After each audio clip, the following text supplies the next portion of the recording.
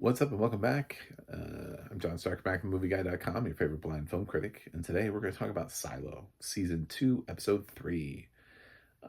We are moving forward in this series, and Juliet is still trying to figure out how to get out of her silo, while the judge is still trying to figure to get out of her silo. One of those people will not be successful by the end of this episode, for sure. Not leaving.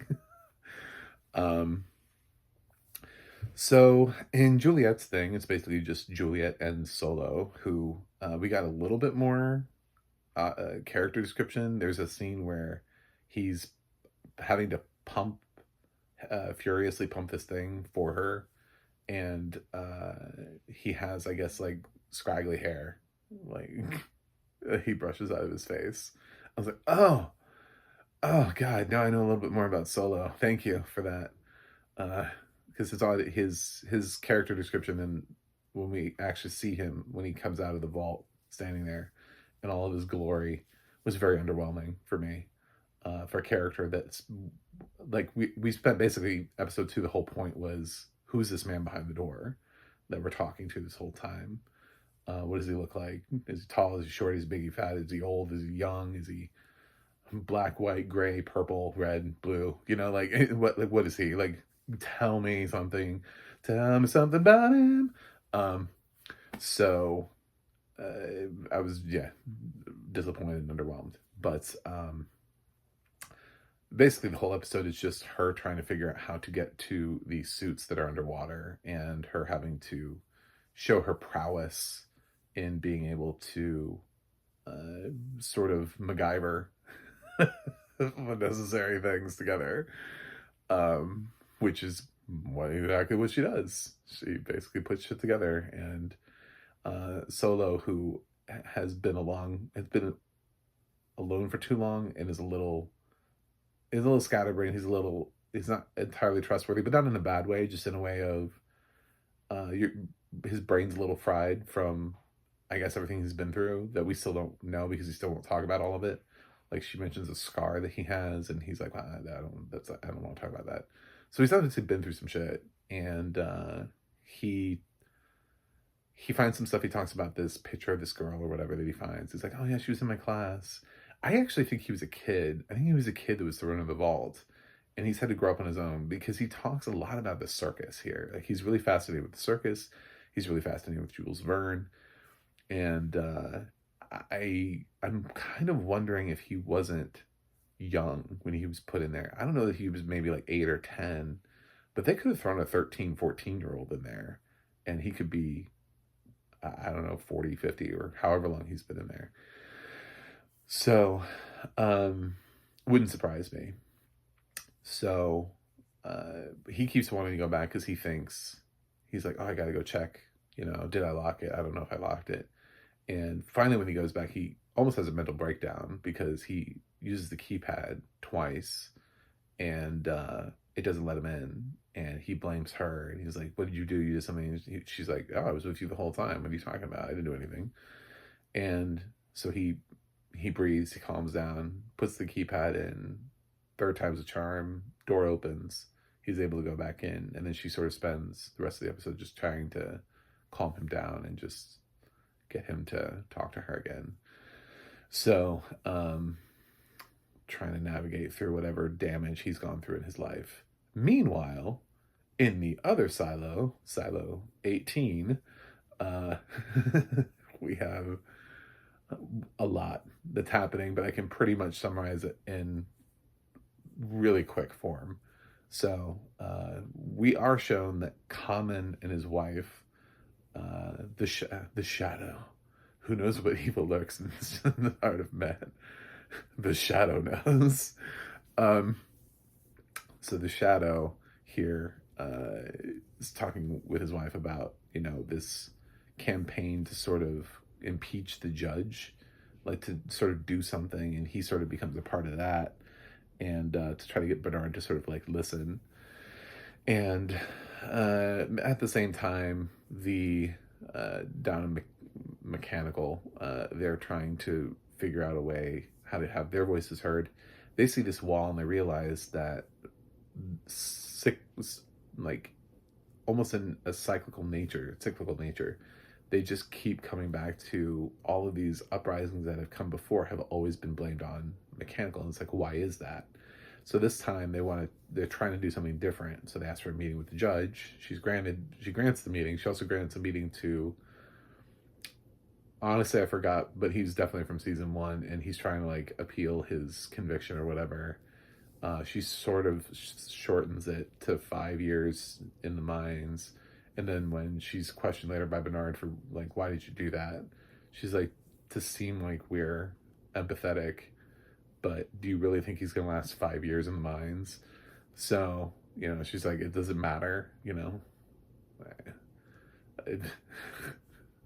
but,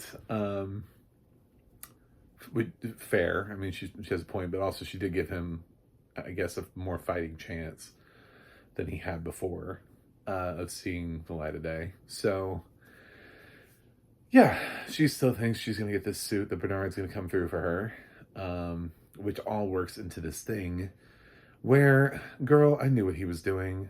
I fucking knew. And the thing about it is, I thought the judge was smart. I thought she was relatively intelligent. She seems to be able to match Bernard for wits. They have this little rapport back and forth in these few scenes we've seen them together. So I really thought she was smarter than this. So she goes, he invites her to dinner. She's like, I'll have your suit. He's like, I'll have your suit for you. One last dinner and we'll talk about this stuff or whatever. And so she comes by his place and he's cooking food. We see him cooking food. And they eat and they talk about times. And she's like, where's my suit? I want to try it. And then she realizes there is no suit, and he's just staring at her. And then she realizes she's been poisoned, because of course she has. And so she's like, how much time do I have left? And he's trying to get certain questions out of her, but she's not answering them. There's a couple questions she doesn't answer before she dies. And he does this, it's almost like this weird, nice thing, because there's obviously a history between the two of them that she starts to talk about. We find out she used to be his shadow. She's like, I really wanted to be your shadow, but I found out this other thing. He's like, what did you find out? And she won't tell him. But he gives her these VR goggles, which lets her experience Costa Rica before she dies. So, and he's narrating the experience for her almost. It's narrating. I don't want to say it's audio description, but kind of I was like, it's like he's providing live audio description. Anyway.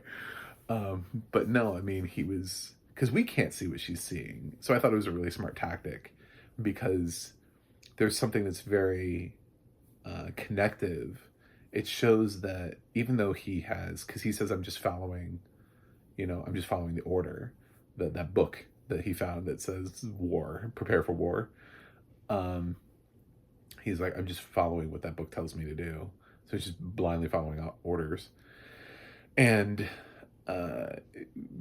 so ends up costing the judge her life. She's dead. So when Mechanical comes up to have their meeting, she's dead in a chair already with a knife through her. And the Mechanical realize they've been framed and they have to get out of there as quickly as possible. And then the episode sort of ends with Bernard letting everybody know of this travesty that has occurred. And, not Bernard, Common actually Bernard doesn't do it. Because Bernard makes Common do it, because he knows that Common was behind the impeach movement. So he's like, I know you're behind this. So this is your chance. You owe me, that kind of thing. If you want to get back in my good graces, you're going to go make this happen. So Common has to go give this fiery speech.